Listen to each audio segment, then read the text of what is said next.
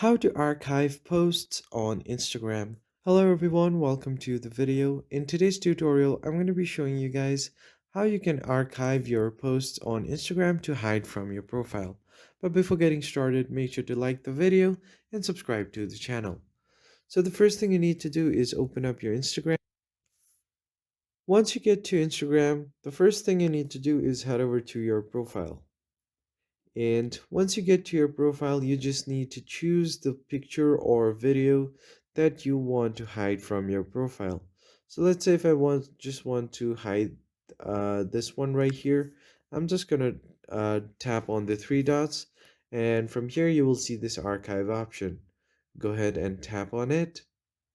And now if I go back, the brown background has been removed. So if I want to remove this reel from my profile as well, I'm just going to tap on it like this and then archive it.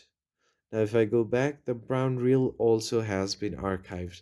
Now it is no longer visible on my profile, and people who liked it previously will also not be able to see it on my profile. So that's how you easily archive a post on Instagram.